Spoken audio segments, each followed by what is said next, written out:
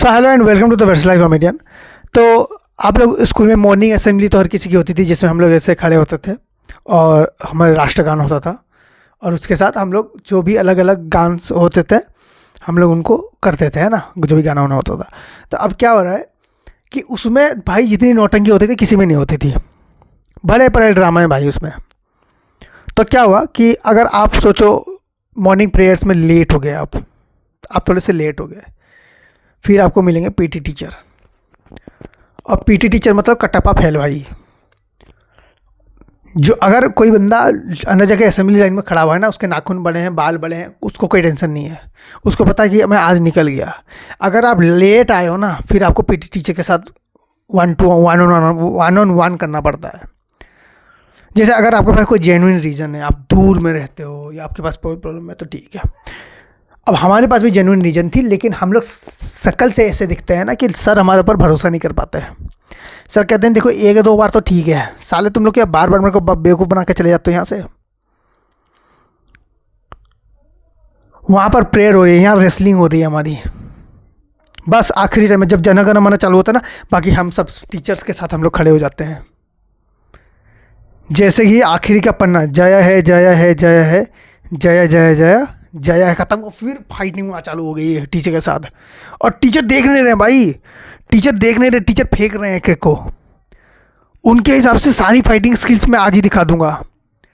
गलती से किसी मैडम की नज़र पहुंच जाए टीचर के ऊपर, बाप रे बाप,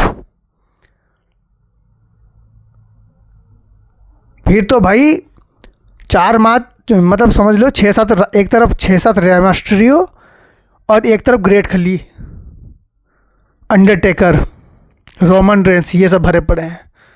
और सामने हम लोग इतने कई बार तो दूसरे टीचर भी आ जाते थे अपने हाथ आजमाने के लिए। मतलब हुआ हो क्या रहा है यार, ये ह्यूमन राइट्स वाले कहाँ हैं? बाकी सब जगहों में देखना ह्यूमन राइट्स वाले कहीं भी जगह खड़े हो जाते हैं, यहाँ बचाओ यहाँ बचाओ। पीटी टीचर कूटे जा रहा है हम लोग को, कोई नहीं दिख रहा, हमें ह्यूमन राइट्स वाले भी नहीं दिख रहे। तो वैसा चल गया हमारा। अब वहाँ पर होती है कुश्ती भाई, बराबर की कुश्ती। एक बार हम लोगों ने ना ऐसे बात में ना ऐसे आगे बढ़ते हुए पीटी जी को पीछे से कोहनी मार दी, टीचर ने देख लिया। 3 दिन तक हमारे बंदे ऐसे चल रहे हैं सामने से, कोई सीधे नहीं चल रहा था। पिछवाड़ में जो सुताई हुई थी वो हुआ। उसके बाद क्या होता है कि आप हर दिन लेट नहीं होते हो, कभी कभी आप टाइम पे पहुंच जाते हो। अब हम टाइम पे गए हैं, अब प्रेयर्स हो रहा है। अब प्रेयर्स में क्या है, बकचोदी देख लो, जो बंदा सबसे छोटा होता है वो आगे खड़ा होता है और जो बड़ा होता है वो पीछे होता है। लेकिन कुछ हमारे बोने दोस्त थे जिनकी ईगो प्रॉब्लम थी, उनको आगे खड़ा नहीं होना है, उनको आगे खड़ा नहीं होना है। तो उनके हिसाब से भाई तू मेरे से आगे खड़ा रहे, मेरे को पीछे खड़ा होना है।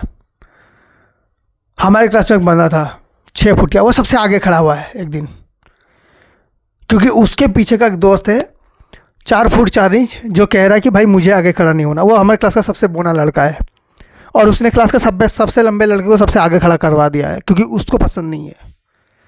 फिर टीचर आते हैं, जैसे 2 बंदों को डंडा पड़ जाए ना, सब के सब अपने हिसाब से एडजस्टमेंट हो जाते हैं, सब कोई अपने हिसाब से लाइन में आ जाते हैं। फिर कोई किसी को नहीं देख रहा, सब अपने अपने हिसाब से खड़े हो गए। फिर शर्ट पैंट की चेकिंग होती है। शर्ट पैंट की क्या, हमारी शर्ट पैंट की माँ बहन की हो चुकी है बात होती है भाई। हमारे कपड़ों की कोई हालत नहीं होती, क्योंकि स्कूल एंट्री करते ही ना हम लोगों ने बकचोदी चालू कर दी है। 15 मिनट में तो हम लोग की शर्ट जो होता है ना, वाइट शर्ट, हम लोग वाइट से रेड ब्लू पिंक सब कर चुके होते हैं। तो सर को लगता है कि हम लोग कल की शर्ट पहन के आए हैं, जबकि मार हमको आज ही पड़ रही है।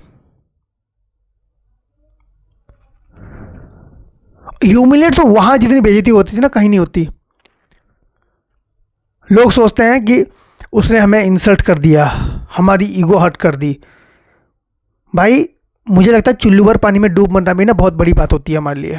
उस टाइम पे तो हमें बस एक बूंद कोई पानी दे दे, एक बूंद, उसमें भी हम लोग डूब सकते हैं। घास के पत्तों से पानी नहीं निकलता, वो एक बूंद मैं उसमें डूब के मर सकता था।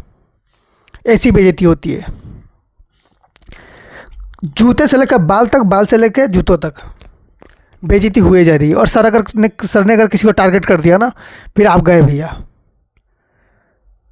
रेलते हैं भाई, रेलते हैं। मॉर्निंग असेंबली ऐसे चालू हुई, और हमारी मॉर्निंग असेंबली कैसे होती थी कि ऐसे छोटे से बड़े हो गए। अब क्या हो रहा है कि सब जिसने जो बोलना था बोल लिया, अब हो गया। अब वहाँ पर गिनती होती है, जैसे एक बंदा बोलेगा 1, फिर 2, फिर 3, फिर मैं वैसे बोलूँगा 4, फिर मेरे पीछे का बोलेगा 5। अब यहाँ क्या हो रहा है कि 1 2 3 4 करते करते क्या होता है, कभी कभी मिस्टेक हो जाती है। और बात ये नहीं कि किसी को 1 2 3 4 नहीं आ रही है, बात ये है कि अगर आपने गलती से मिस्टेक कर दिया, सर डंडा लेके बैठे हुए हैं, लड़कियों का माफ़ है, लौंडे पिटेंगे। तो मैंने भी सोचा यार ये तो गलत बात है, ऐसे कैसे आप मारोगे? तो सर ने बोला ऐसे मारेंगे।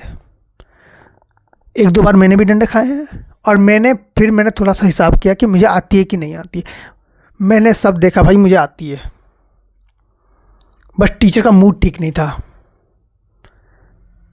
अगर तुम्हें सब आ रहा है, टीचर का मूड ठीक नहीं है, फिर भी मार खाओगे, क्योंकि टीचर का मूड है वो, और टीचर का मूड तुम्हें बता के नहीं बदलेगा, वो तुम्हें मानेंगे, क्योंकि उनको लगता है कि जब तक मैं मानूंगा नहीं, मैडम मुझसे इम्प्रेस नहीं होंगी। हमारी क्लास की मैडम को इम्प्रेस करने के लिए सर हमें तोड़ते थे, वो हो जाता था। तो मॉर्निंग प्रेयर वो वहाँ पर ख़त्म हुआ, फिर हमारी गिनती ख़त्म हुई। गिनती ख़त्म होने के बाद हम लोग एक एक करके अपने अपने क्लास में चले गए। फिर वहाँ पर से ना 2-3 बंदों को बुलाया जाता है, जिन्होंने कल कोई बदमाशी करी थी रिसेस टाइम में। मतलब जब ये हो रहा था, मतलब एंड हो रहा था, तब फिर बुलाया जाता है। फिर वहाँ पर 2-3 बार बेइज्जती होती है, फिर 2-3 डंडे पड़ते हैं, फिर हम अपने क्लास को निकलते हैं। So thank you so much for watching this video. If you like then please like, share, subscribe with your friends, and thank you so much.